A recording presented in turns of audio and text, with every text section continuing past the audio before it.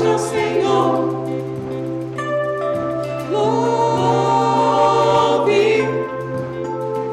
seu nome para sempre. Santo, santo, santo, santo, santo, santo, santo, santo é o Senhor poderoso, digno de toda honra, digno de toda glória, digno de receber hoje o louvor. Santo, santo, santo, santo, santo, santo, santo é o Senhor poderoso, digno de toda honra, digno de toda glória, digno de receber hoje o louvor. Louve, louve, exalte ao Senhor. Louve seu nome para sempre. Louve, louve, exalte ao Senhor. Louve seu nome para sempre. Santo, santo, santo, santo, santo, santo, santo, santo é o Senhor poderoso, digno de toda honra, digno de toda glória, digno de receber hoje o louvor. Louve, louve, exalte ao Senhor. Louve seu nome para sempre. Louve, louve, exalte ao Senhor. Louve seu nome para sempre. Louve, louve, exalte ao Senhor. Louve seu nome para sempre. Glória a Deus. Rubens.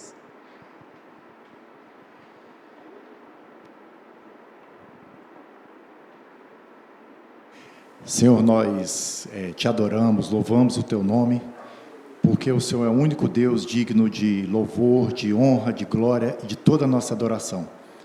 Nós queremos fazer isso, ó Deus, hoje, nessa noite, junto com a comunidade, te adorar, te bendizer, te prestar o culto, ó Deus, que só o Senhor merece.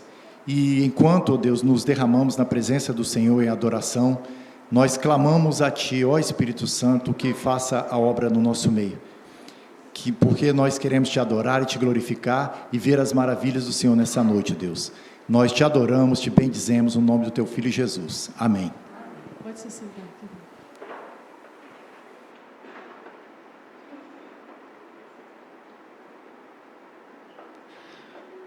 Continuando a leitura de 2 versículos, no Salmo 145, eu vou fazer, versículo 18 e 19.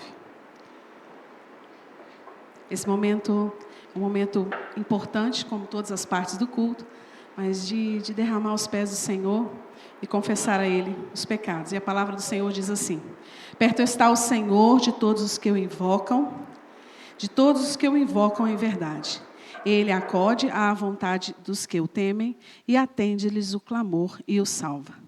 Então, nesse momento, enquanto a Áquila faz um fundo musical, a gente vai orar ao Senhor, colocar o nosso clamor diante do Senhor, pedindo perdão por aquilo que a gente falhou, né, para que Deus nos lave e nos limpe. Vamos lá, vamos orar.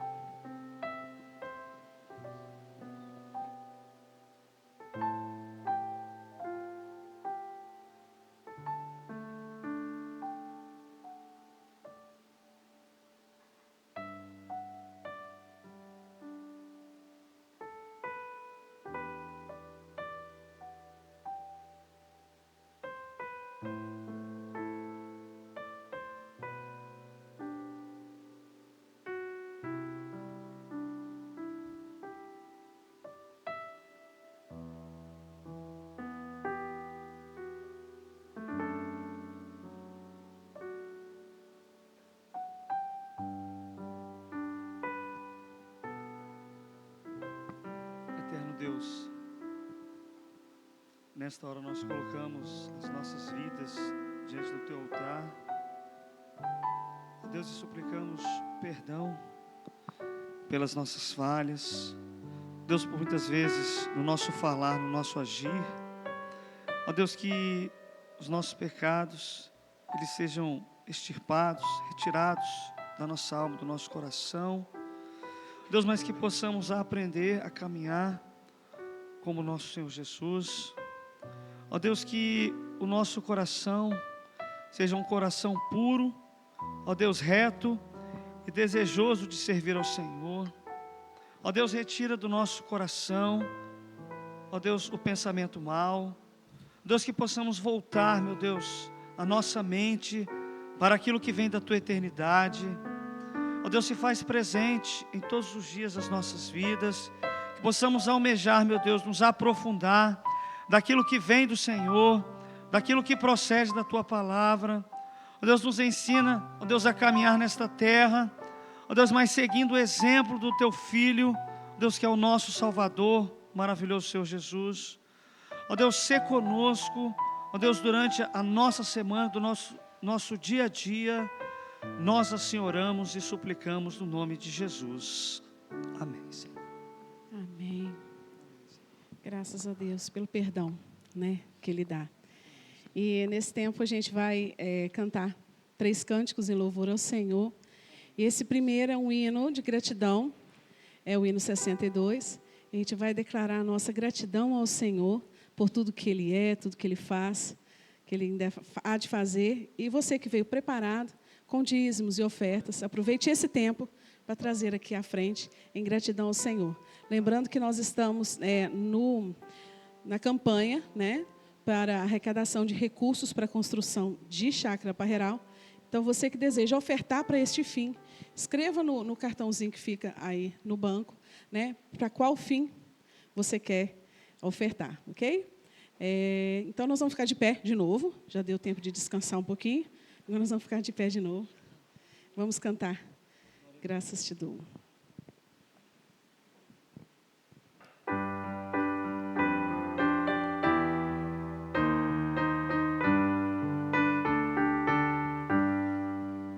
Graças te dou por tudo que me deste.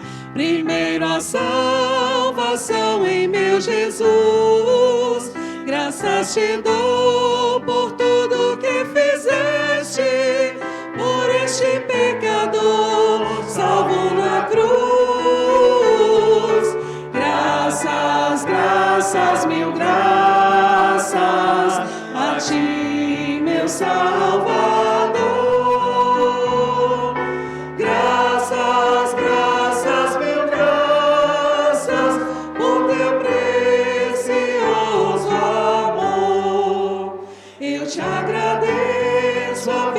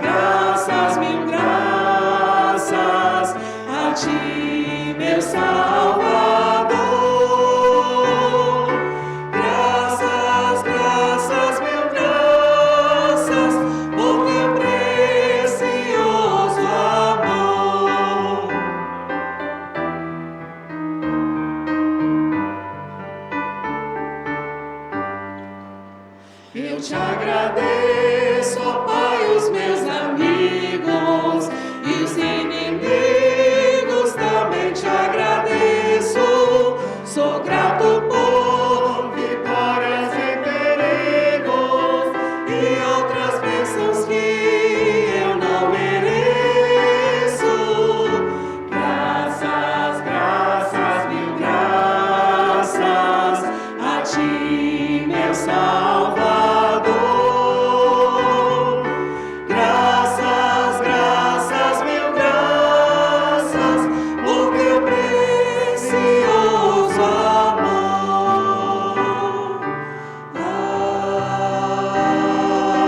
Amém.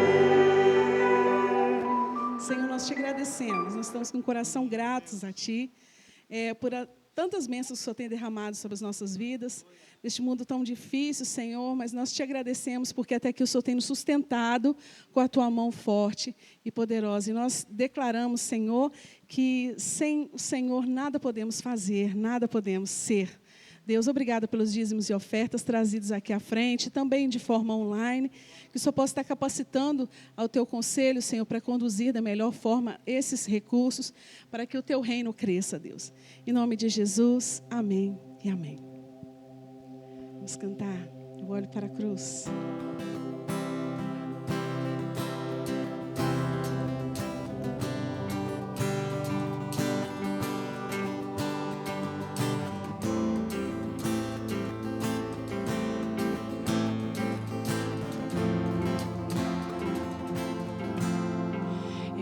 Para a cruz, e para a cruz eu vou, do seu sofrer participar, da sua obra vou cantar, o meu Salvador na cruz mostrou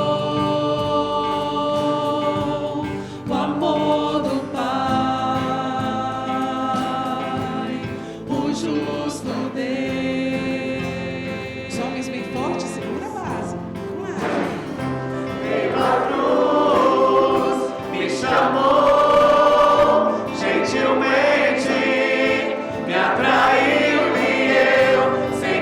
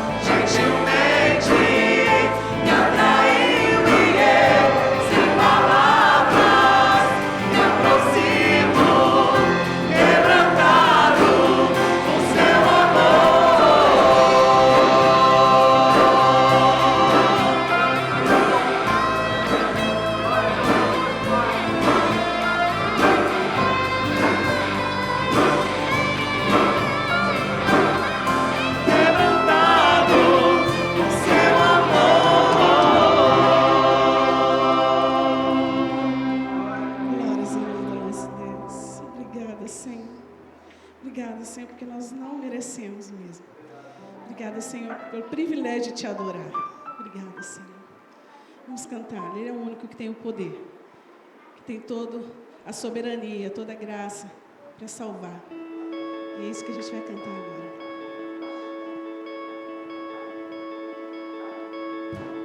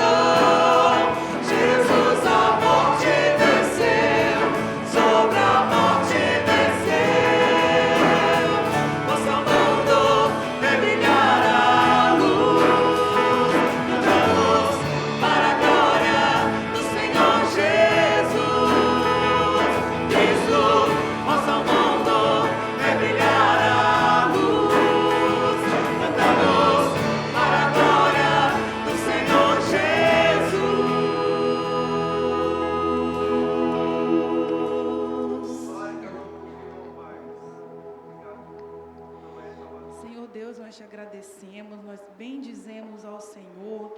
O Senhor é digno de toda honra, glória, adoração, o único digno de receber todas as homenagens, louvores. Agradecemos ao Senhor por Jesus ter vindo a este mundo por nós. Não merecíamos, não merecemos de fato, mas o Senhor foi maravilhoso, seu amor infinito por nós, fez isso por nós. Agradecemos ao Senhor pela liberdade que ainda temos de declarar nossa fé, de nos reunirmos, cantarmos em adoração ao Senhor, sem nos importarmos com repreensões nem nada. Agradecemos ao Senhor por aqueles que puderam ofertar, puderam entregar os dízimos, que este dinheiro seja utilizado com sabedoria para teu reino. Nós agradecemos ao Senhor por este período que passamos louvando e cantando, bendizendo o teu nome, em nome de Jesus. Amém. Amém. Pode se sentar.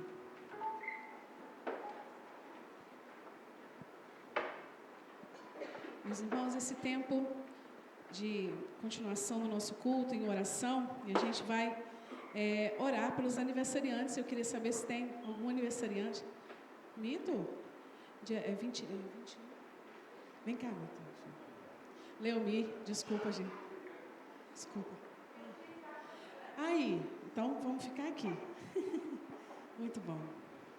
Gente, desculpa, a intimidade faz isso que eu pensei. Leomir Júnior. Mais alguém? Casamento? Tá ótimo. Graças a Deus, começou semana passada o culto infantil. Nós vamos ter também no culto da noite. Então, você pai que está nos assistindo, que fala que às vezes não vem porque não tem culto infantil para as crianças, aproveite esse tempo. Agora nós temos do berçário até as crianças maiores. Tá bom? Eu não vou pedir para as crianças virem aqui na frente, não, porque nós vamos ter um momento de oração especial também. E eu quero chamar o presbítero Murilo, que será a boca do Senhor, a palavra do Senhor hoje, e a Sinara. Vem, meu querida. Sinara vai ser preletora de um encontro lá no sertão. Encontro de mulheres. Esse encontro... Isso, segundo Congresso de Mulheres no Sertão. Ela está viajando na terça-feira e, graças a Deus, o Senhor abriu as portas, né? Tivemos muitos obstáculos, mas com a graça do Senhor ela vai embarcar no carro do Comipre, se Deus quiser, na terça-feira. Né? E nós vamos orar, o presbítero Murilo vai orar, e nós vamos enviá-la. Eu quero que, por favor, mesmo sentados, você ore junto com ele e coloque sua mão, coloque diante do Senhor a vida dela, que ela possa ser boca do Senhor lá, que vidas possam se entregar ao Senhor, realmente, que mulheres possam ser transformadas naquele lugar, através da vida dela e das outras meninas também que irão palestrar. Né? Aproveita, meu filho, já ora por você, para os aniversariantes, as crianças. Né? Aproveita. Fazer o pacote já. Não é? Tá certo. Vamos orar, meus irmãos. Curva a sua cabeça, estenda a sua mão para cá. Vamos orar pela nossa irmã Sinara, minha mãe também. Vamos, como igreja de Jardim Camburi, enviá-la para o mesmo local que nós também fomos recentemente, uma caravana da nossa igreja. Querido Deus, louvamos o seu santo nome, Pai, por mais um dia em tua presença. Obrigado, Deus, por esse culto público. Obrigado por esse momento aqui, Pai. Rendemos graças ao Senhor pelos aniversariantes e pedimos ao Senhor que o Senhor abençoe eles, ser com eles durante esse novo ano, Senhor Deus, esse novo ciclo na vida deles, Pai. Que eles possam aprender a contar, Senhor Deus, os dias deles sobre a terra, diante da Tua presença, de joelho dobrado diante do Senhor, Pai. Ó Deus, oramos também pelas crianças desse momento que irão para um momento especial, a ministração também da sua palavra, um culto público ao Senhor, que o Senhor abençoe aquela pessoa que irá, Senhor Deus, ter essa nobre tarefa de ensinar as crianças, Pai, que elas possam receber a sua palavra como terra fértil, Senhor Deus, e elas cresçam, Senhor Deus, a sua palavra cresça no coração delas, Pai. Nesse momento, Senhor Deus, nos rendemos diante do Senhor e pedimos, Senhor Deus, as suas misericórdias sobre a nossa irmã Sinara, Pai. Ó Deus, ser com ela, Senhor Deus, durante toda essa viagem, Senhor Deus. Muitos obstáculos se passaram, Senhor Deus, muitas dificuldades se passaram. O Senhor abriu as portas e nós cremos que é sim da vontade do Senhor e da permissão do Senhor que ela estará lá com essas outras mulheres que prestarão esse serviço à comunidade e ao Senhor, Pai. Ó Deus, use elas poderosamente, Senhor Deus. Que essas mulheres sejam instrumentos do Senhor naquelas comunidades, em Brotas, Senhor Deus, em Cocal, em outras comunidades, Pai. Que elas sejam poderosamente usadas na vida dos adolescentes, Senhor Deus, das crianças ali, Pai. Cubra elas, Senhor Deus, tanto na ida quanto na vinda, Senhor Deus. E que o Seu nome seja glorificado através do serviço dela e de todos os outros que estarão ali, Pai. No nome santo de Jesus, que oramos também para esse culto público, abra o nosso coração, Pai. Amém, Deus.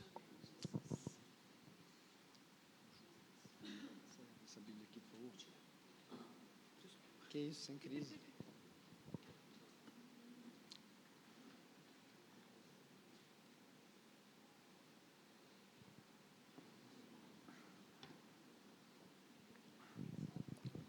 Boa noite, meus queridos.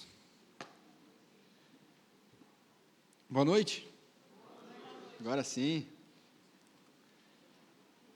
Saúdo a todos com a graça e a paz do nosso Deus, os que estão presentes aqui, os que estão em casa, em especial a minha esposa e a minha filha, né? Bom, vamos meditar em mais um domingo, em um trecho bíblico. Eu peço aos irmãos que abram, por favor, a Bíblia no livro de 1 João, capítulo 5, nós leremos do verso 13 ao verso 19.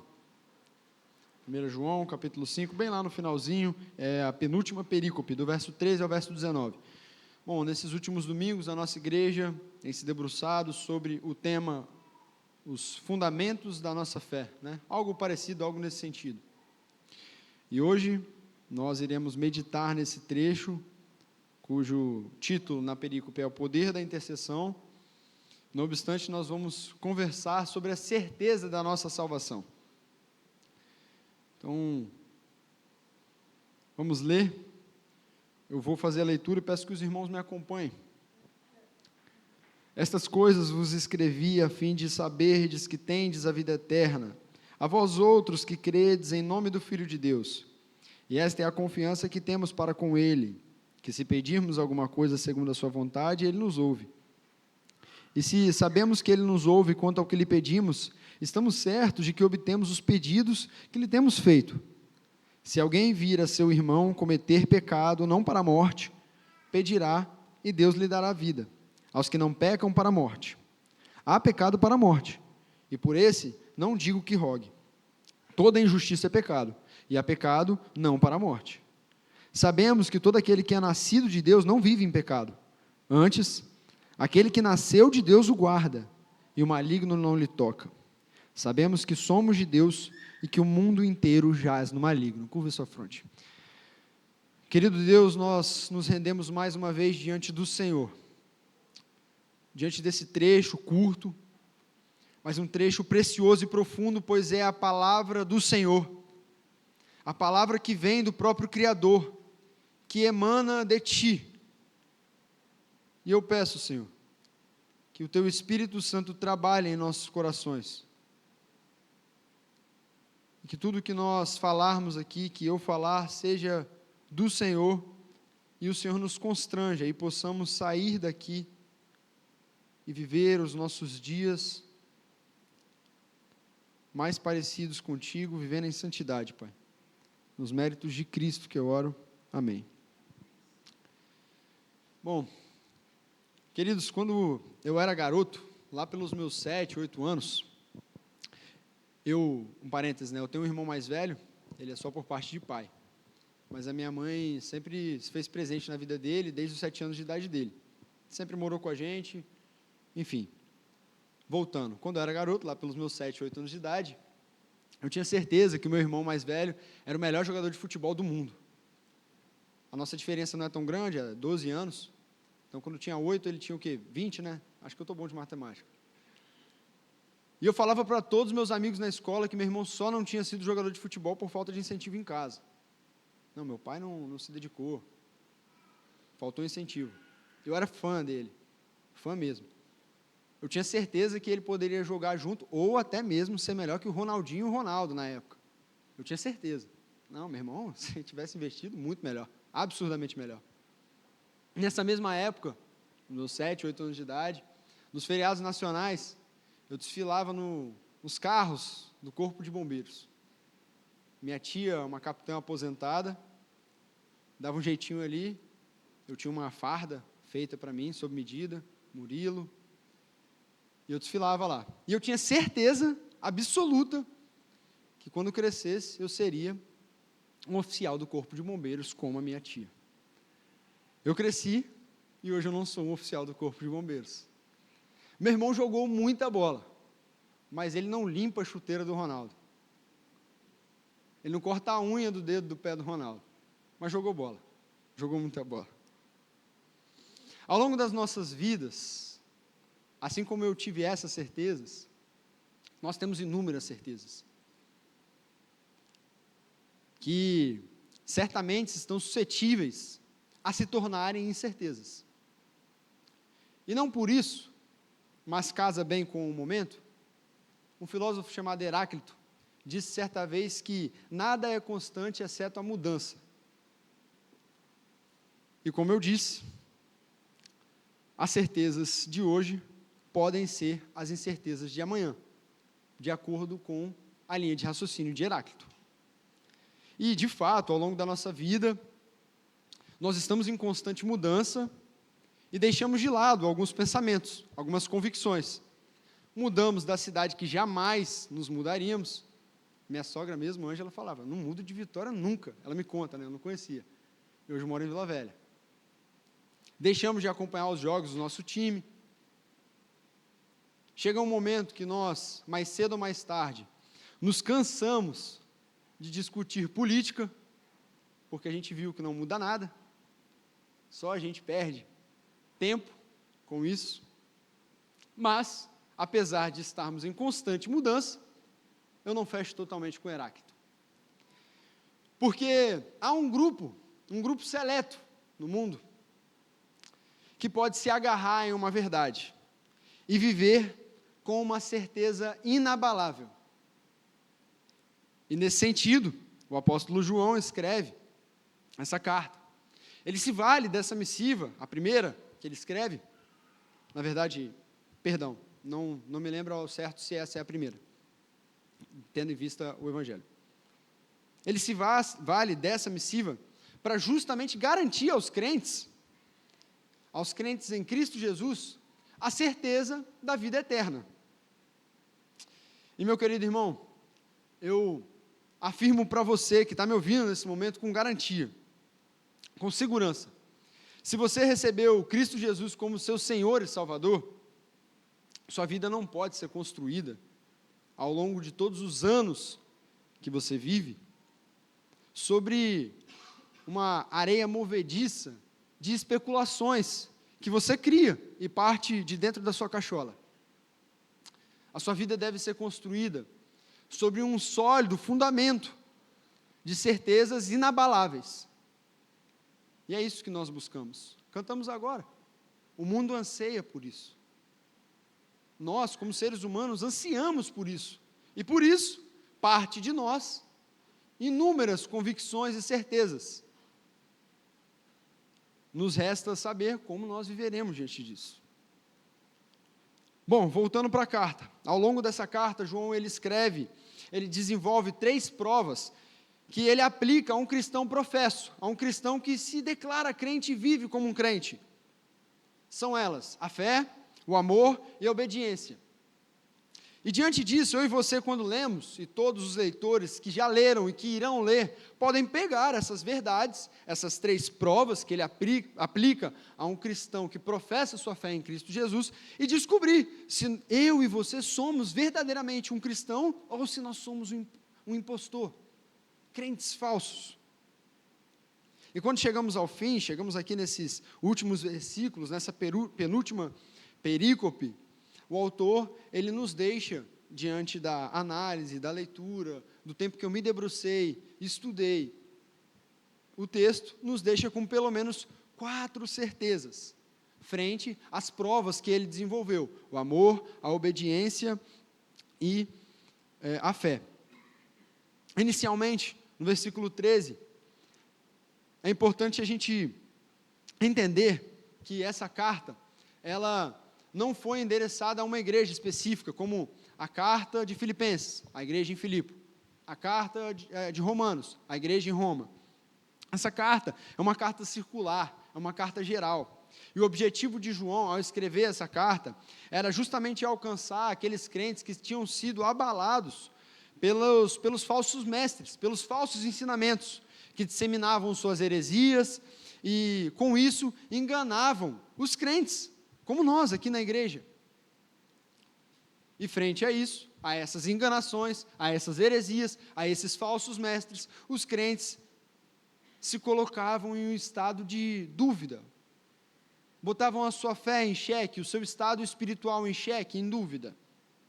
É por isso que durante toda a carta de 1 João, o autor, ele pretendia justamente reafirmar a segurança que eu e você devemos ter na vida eterna.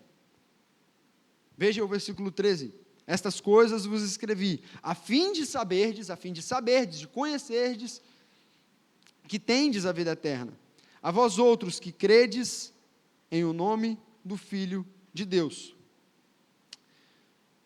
Como eu disse agora há pouco, a humanidade, as pessoas, a sociedade, o mundo, está sedento por alguma certeza para construir a sua vida.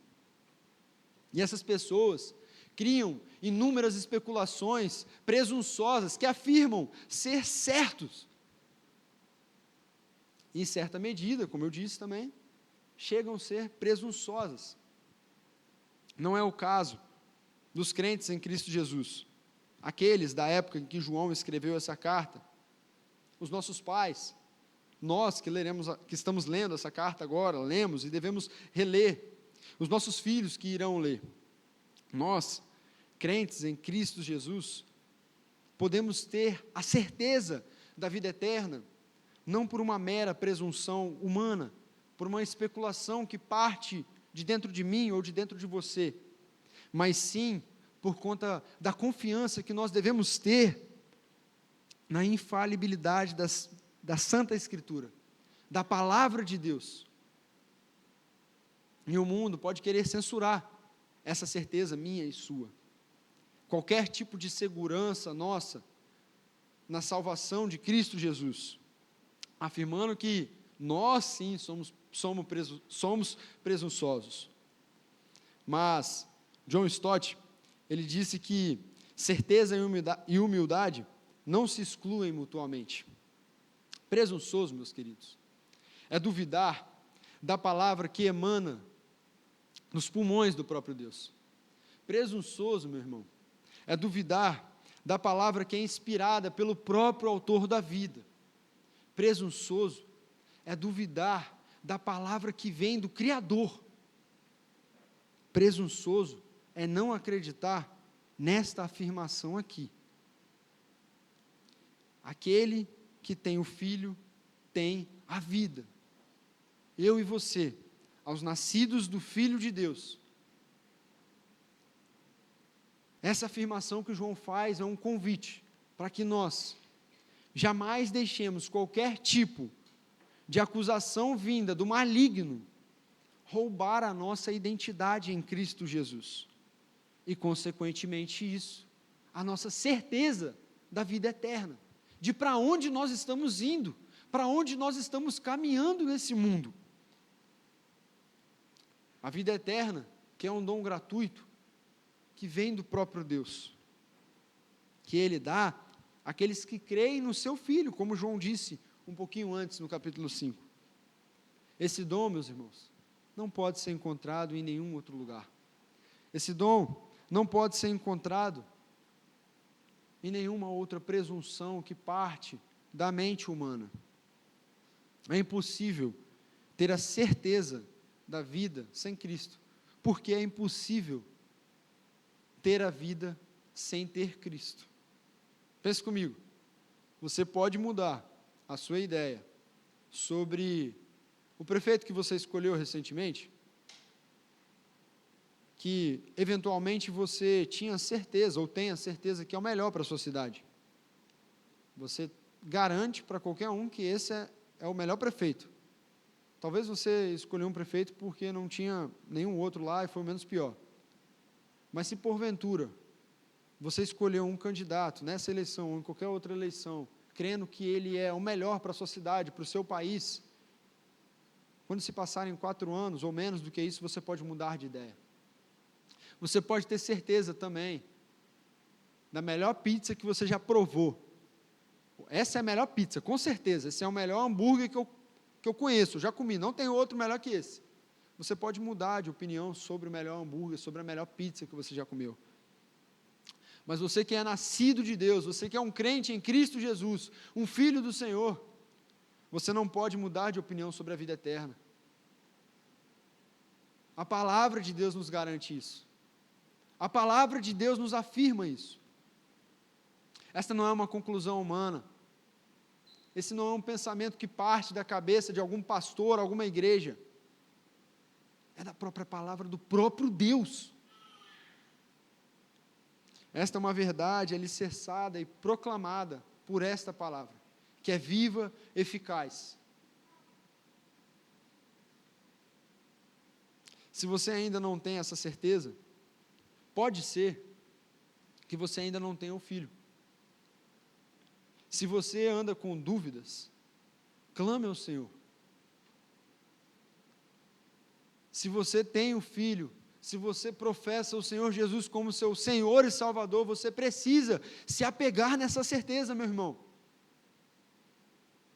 Isso não parte, isso não nasceu em algum movimento histórico da religião cristã. Isso não vem da conclusão de alguma denominação.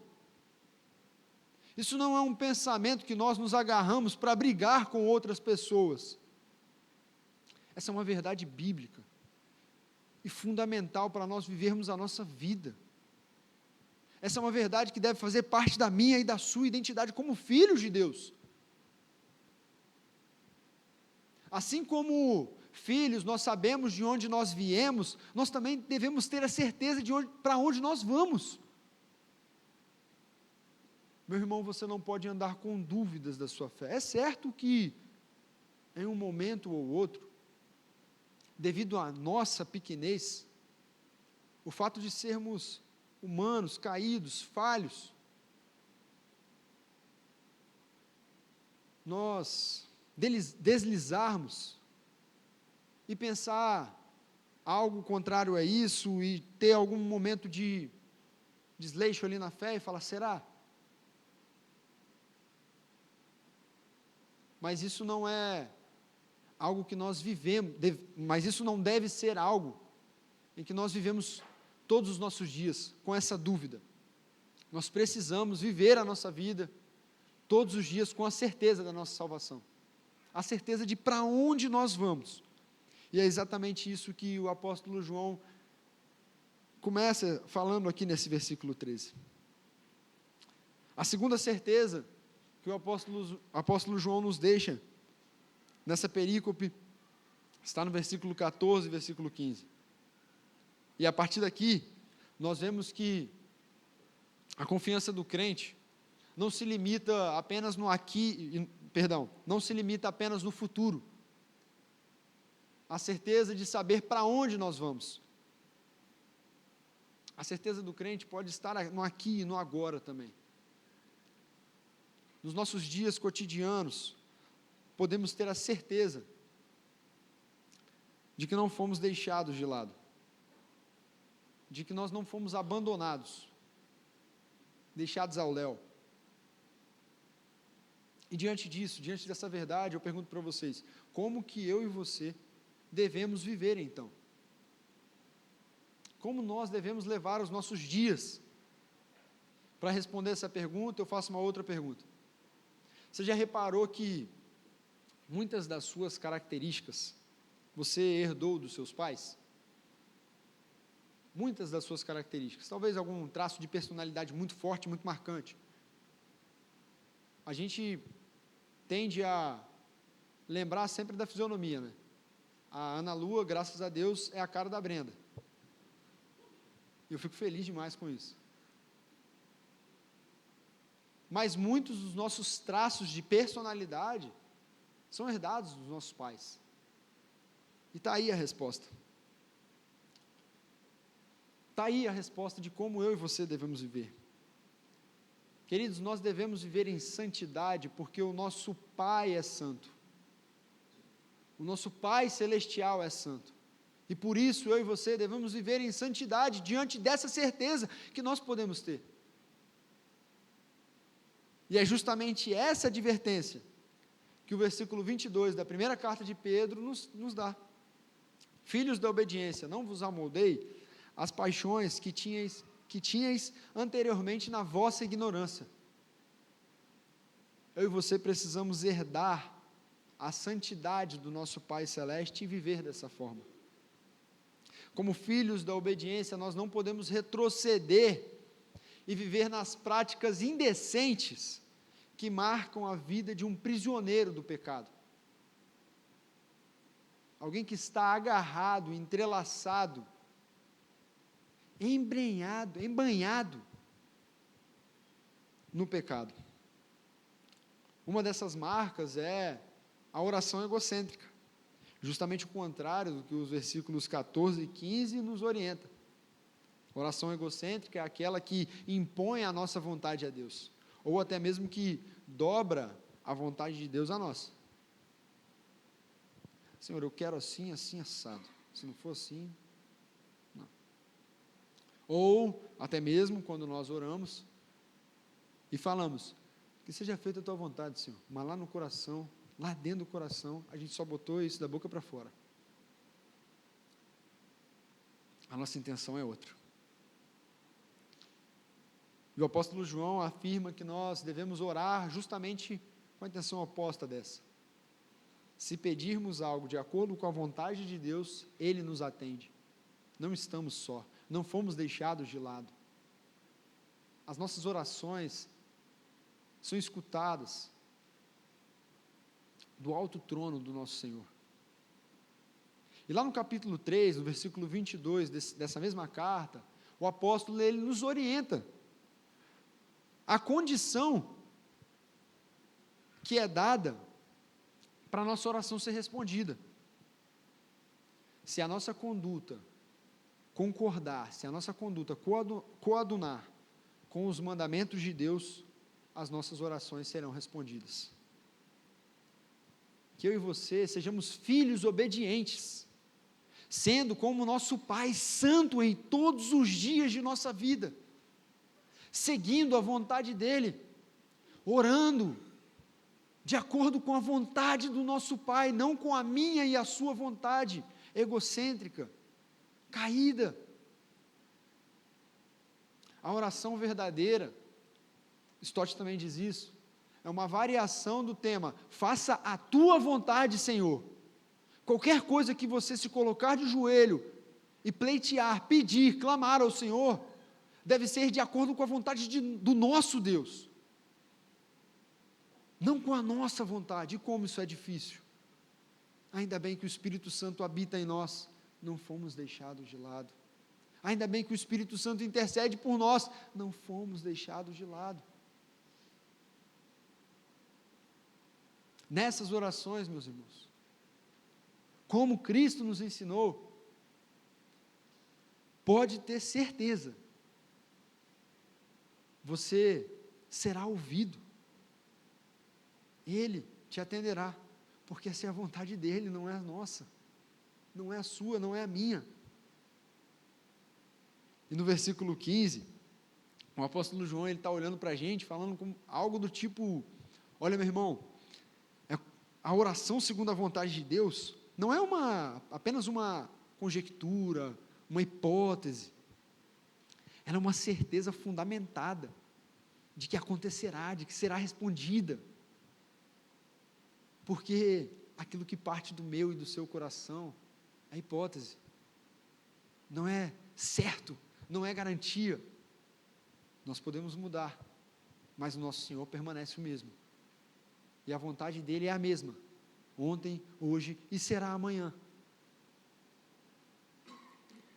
Quando a minha e a sua oração são orações egoístas, orações que submetem ao Senhor os nossos desejos, fazendo Ele se render a nós, tenha certeza, são palavras jogadas fora, que culminarão em alguma consequência. Por outro lado, se eu e você orarmos segundo a vontade do nosso Deus, também tenha certeza, você não foi deixado de lado e será respondido. E se por acaso você e eu, em algum momento da nossa vida, viermos achar isso injusto, se porventura a gente olhar para o nosso Senhor e falar, isso é injusto, nós devemos nos lembrar que Ele, e somente Ele, pode nos conceder a vida. Nós devemos nos lembrar que Ele, e somente Ele é Deus. Nós devemos nos lembrar que nós somos criaturas, e Ele é o Criador. E diante disso, nós chegamos em mais uma certeza que o apóstolo João nos dá, a certeza do alto valor das nossas orações. João nos mostra que eu e você, como crentes, nós não devemos desfrutar a certeza da vida eterna, aqui e agora, de uma forma egoísta. Ele mostrou isso nos versículos 14 e 15 na oração, e continua nesse sentido, ainda ao tratar sobre a oração, nos versículos 16 e 17. Agora, nos orienta a nos preocuparmos com o nosso próximo. E é justamente por isso, meus irmãos, que quando nós olhamos alguém que comete pecado, que cai em pecado, e que está vivendo dessa forma, nós devemos dar um presente de alto valor, qual seja a oração. E eu e você podemos ter certeza que esse presente, ele tem sim um alto valor. Por quê? Porque será respondido, se for segundo a vontade do nosso Pai. O presente que estamos falando aqui é aquele que está no título da perícope, a intercessão. E nós, como igreja, devemos interceder pelo próximo.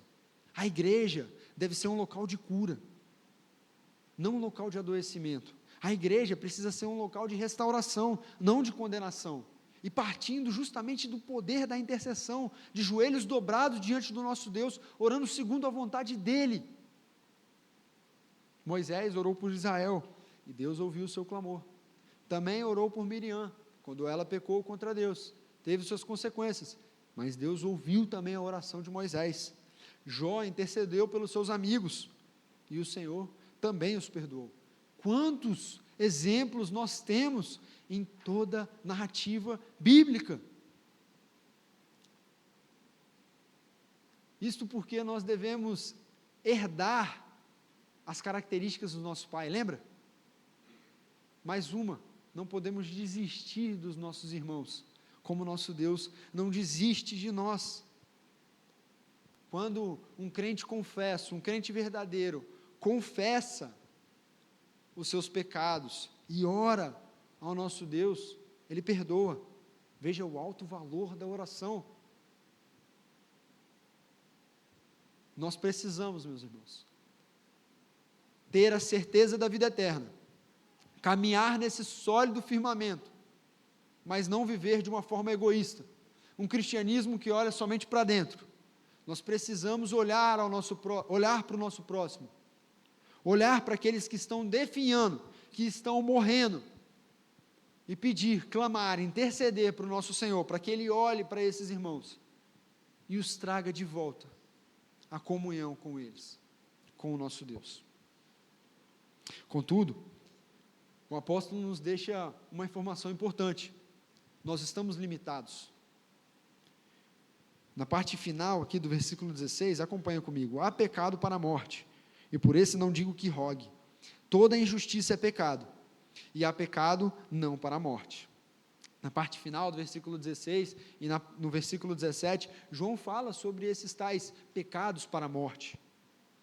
O apóstolo deixa claro mais para frente de que toda injustiça é pecado, no versículo 17.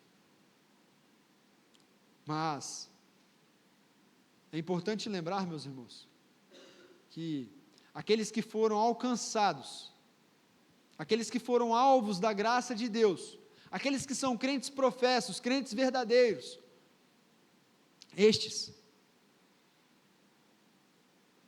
têm o seu pecado perdoado e purificado em Cristo Jesus, na cruz do Calvário, na cruz que nós cantamos, que nos chama gentilmente e nos leva até ela. É essa cruz que purifica, perdoa, propicia os nossos pecados, através do sangue vertido de Cristo Jesus na cruz do Calvário, por mim e por você.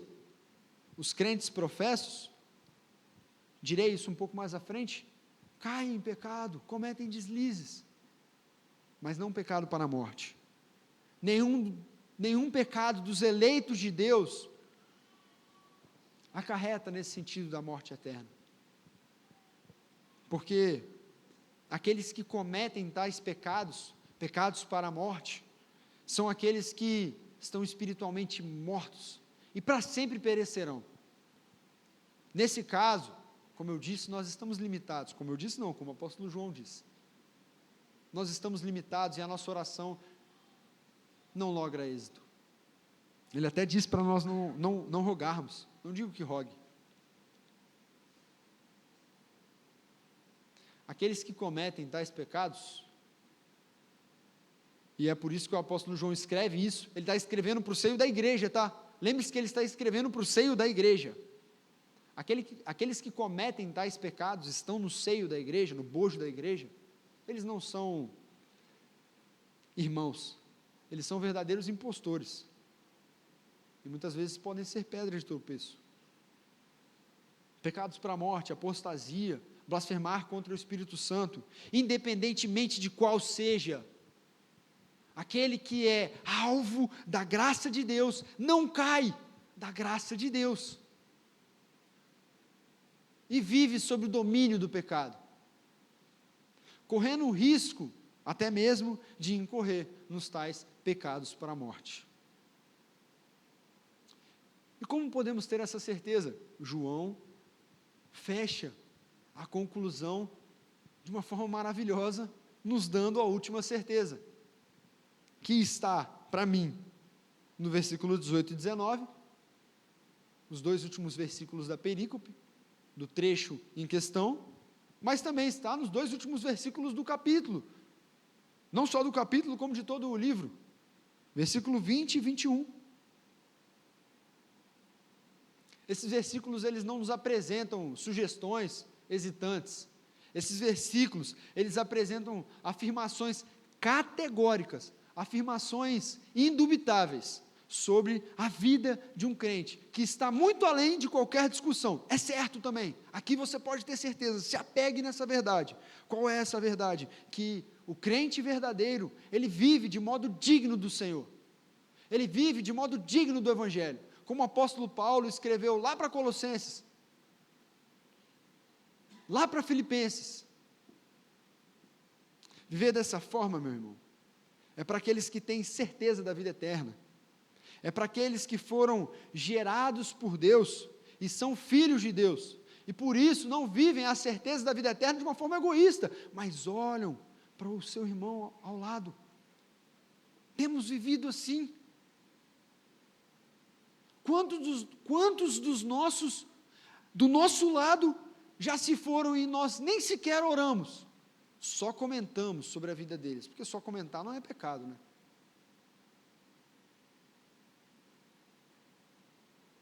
Queridos, eu e você, como filhos da obediência, não podemos viver na prática habitual do pecado, porque isso não é uma marca do crente, isso não é uma marca dos filhos da obediência, isso não é a marca da identidade de um filho de Deus, daquele que tem o filho. Apóstolo João novamente, todo aquele que é nascido de Deus não vive na prática do pecado, lá no capítulo 3, versículo 9. Porque o crente, ele se emancipou do pecado. Como eu disse, voltando, é bem verdade, meu irmão, que eu e você estamos suscetíveis, e como estamos suscetíveis a cometer deslizes em atos pecaminosos. Mas o novo nascimento do Filho de Deus, daquele que tem o Filho, daquele que professa o Senhor como seu Senhor e Salvador, o novo nascimento deste resulta num novo comportamento e uma novidade de vida. O pecado e o Filho de Deus não se encontram, não tem hora marcada na agenda, são incompatíveis, não vivem de forma harmônica. E veja, tome muito cuidado, porque existe no seio da igreja presbiteriana uma linha que usa o versículo 13, a certeza da salvação, para viver numa coisa chamada hipergraça. Não, eu estou salvo, eu não preciso fazer mais nada. De fato, meu irmão, nós não precisamos acrescentar um corte da nossa unha na nossa salvação, porque o mérito da nossa salvação é totalmente de Cristo, e somente de Cristo, na cruz do Calvário. O sangue dele verteu por mim e por você. Eu e você não fazemos nada para isso.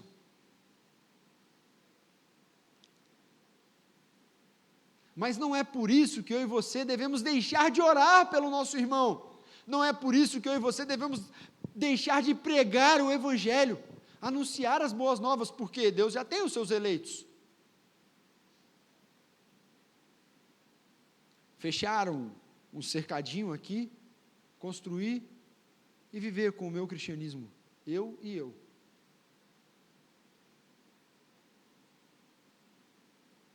Aquele que nasceu de Deus, isto é, Jesus, aquele que nasceu de Deus, parte B do versículo 18, aquele em maiúsculo, Jesus Cristo, Ele nos mantém seguros e firmes.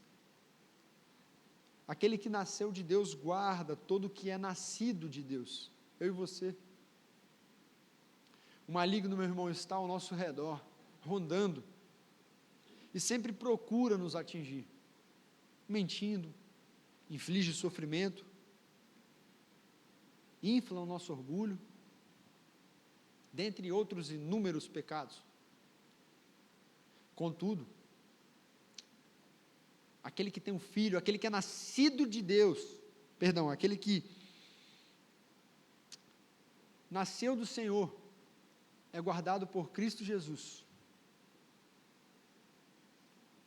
Cristo é o nosso escudo. O mundo, sim, nesse versículo tão famoso, tão conhecido, versículo 19, o mundo inteiro jaz no maligno.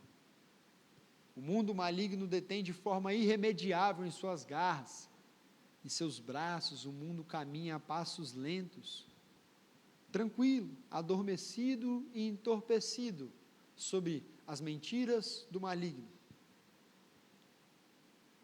É como se João falasse assim, quando ele usa a expressão jaz, a humanidade está passivamente caminhando nos braços de Satanás, tranquila, caminhando para o seu próprio fim, cavando o seu próprio buraco, onde será enterrada. Mas eu e você não, meus irmãos. Nós temos o nosso Senhor Jesus Cristo como nosso escudo e Salvador. E é por isso que, vez ou outra, quando nós lemos esse texto, esse versículo, sabemos que somos de Deus e que o mundo inteiro jaz no maligno. Faz muito sentido quando nós topamos com alguém no nosso convívio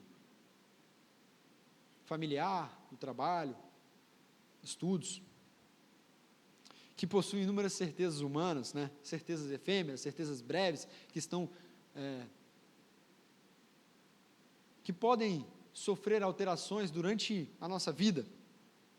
Essas pessoas acabam agindo de uma forma presunçosa para defender a sua verdade, mas na maioria das vezes mal sabem que estão caminhando a passos lentos, sob posse mansa e tranquila, nas mãos do maligno. Já eu e você, meus irmãos, nós podemos ter a firme certeza, a certeza sólida e fundamentada, na verdade que emana dos próprios pulmões, na verdade que vem da boca do próprio Deus, que foi inspirada pelo autor da vida, de que nós iremos repousar na eternidade com Ele, pois temos a certeza da nossa salvação. Isto porque não é uma presunção humana, mas é porque é a palavra dele que garante a mim e a você. E enquanto nós vivemos aqui, nós devemos herdar as características do nosso Pai. Nós devemos viver em santidade, prontamente obedientes. Com isso, nós devemos nos preocupar com os nossos irmãos, olhar ao nosso redor, aqueles que estão fracos, aqueles que fazem parte do seu pequeno grupo, aqueles que são mais chegados, amigos, que você já teve alguma intimidade em algum momento, ou talvez até mesmo aquele que está distante e você percebeu. Achegue a ele e ore, se preocupando com o seu irmão, e tenha certeza de que se sua oração for segundo a vontade de Deus, você não foi deixado de lado, ela será respondida. Nós podemos ter a certeza também de que estes irmãos, sendo eleitos do Senhor, terão a sua comunhão restabelecida, porque não vivem na ignorância de outrora, ou se isso acontecer comigo e com você, um eleito do Senhor, o Senhor nos chamará de volta, e teremos a nossa comunhão restabelecida, e certamente, pelo auxílio do Espírito Santo de Deus, viveremos de modo digno do Evangelho, de modo digno do Senhor. O título que eu dei para esse sermão é A Certeza Inabalável do Crente. O título que foi proposto é: posso ter certeza da minha salvação? Diante de tudo que nós conversamos, você tem certeza da sua salvação? Se você tem certeza da sua salvação, como você aplica essa certeza da sua salvação na sua vida prática cristã? Você vive no seu cercado? Você serve? Se você serve, você caiu no ativismo? Ou você tem de fato um relacionamento alinhado, justo com o nosso Deus?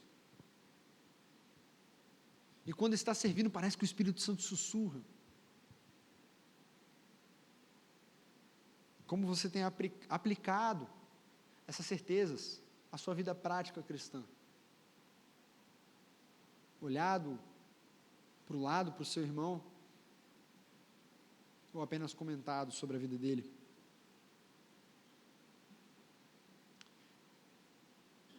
Esses 3 tópicos que João utiliza para escrever essa carta, a fé, a obediência e o amor,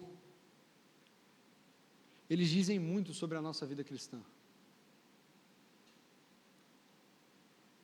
Se de nada valeu esse momento, vá para casa fazendo uma autoanálise sobre a sua vida cristã diante desses 3 fundamentos, dessas 3 provas: a fé, o amor e a obediência.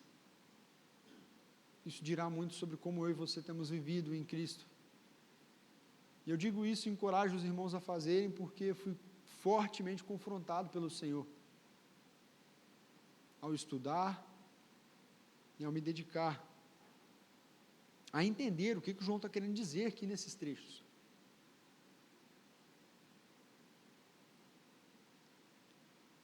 Para concluirmos e orarmos, eu desejo que nós possamos viver como crentes aqui em Jardim Camburi, que tenham a certeza da sua salvação e crentes que façam a real diferença no bairro, como fazemos, como a nossa igreja faz, mas que na nossa vida pessoal nós possamos olhar para momentos como esse do culto público não como uma agenda, uma obrigação, mas como um momento sublime daqueles que têm a certeza de para onde vão, de que hoje nós estamos aqui juntos como igreja, corpo de Cristo, congregando, não em um ato, uma ponta solta da narrativa de Deus, mas uma história que culminará no seu fim. E esse lado da vida não é para nós vivermos como se, sabe, nada fizesse sentido, ou se nós não tivéssemos certezas. É para nós vivermos em uma certeza solidamente fundamentada na palavra de Deus, não na areia movediça de vãs convicções humanas. Feche sua cabeça, vamos orar.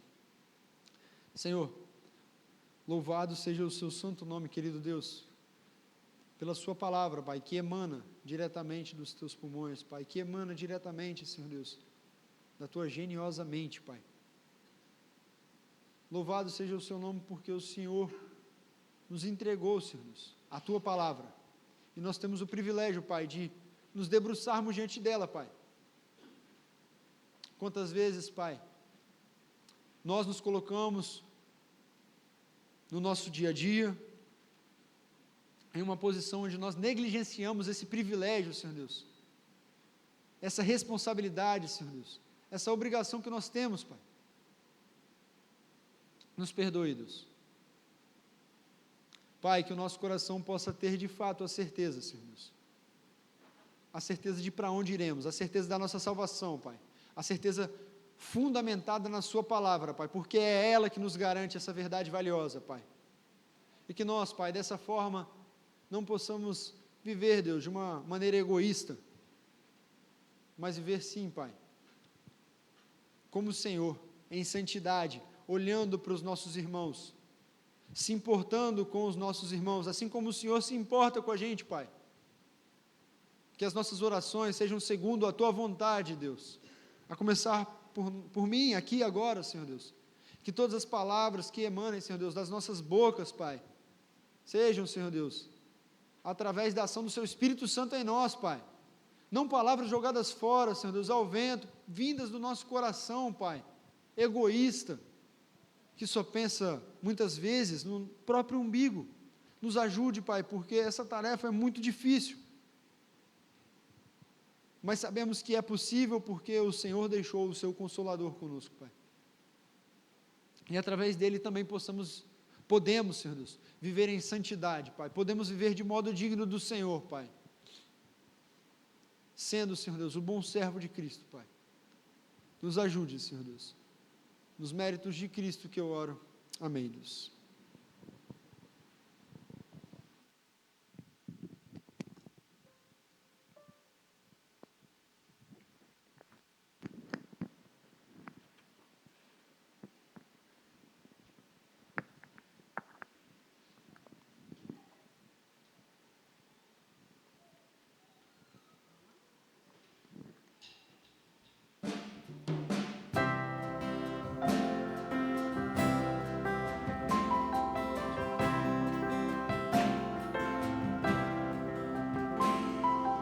Salvador maravilhoso, Deus que tomou meu lugar, morrer entregue ao Calvário, morto pra nos salvar, morto pra nos salvar.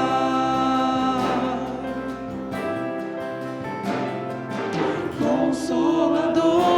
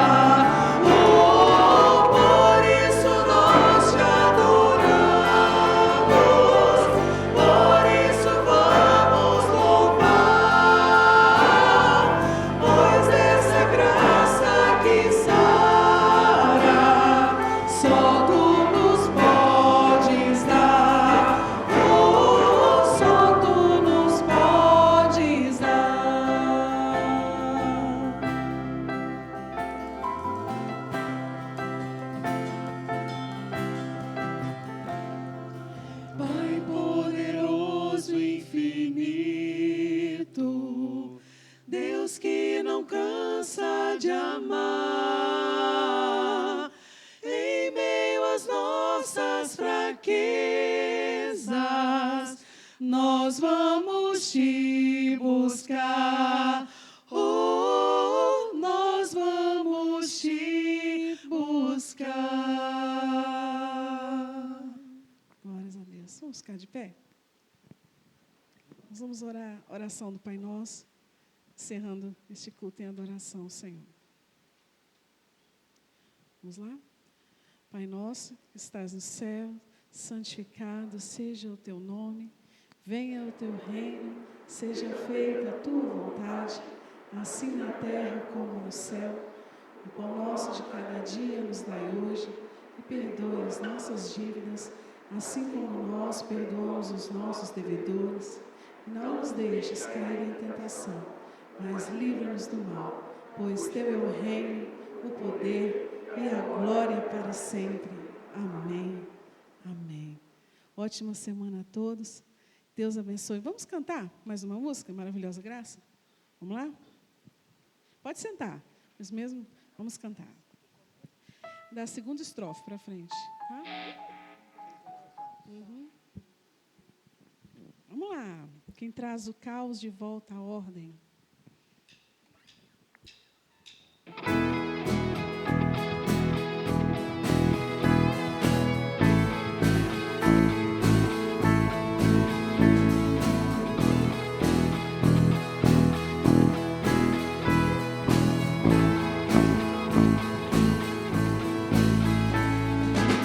Quem traz o caos de volta à ordem, quem faz de órfãos filhos e filhas, o Rei da Glória, o Rei da Glória, nações governa com sua justiça, como o sol brilha em sua grandeza, o Rei da Glória, o grande Rei dos Reis,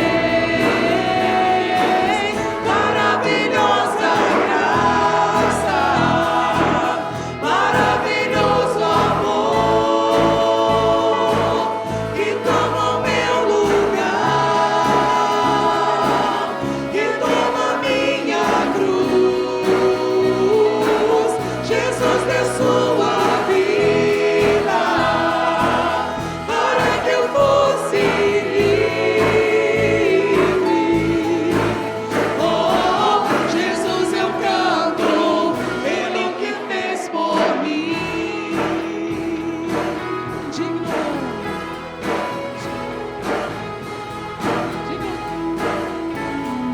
Digno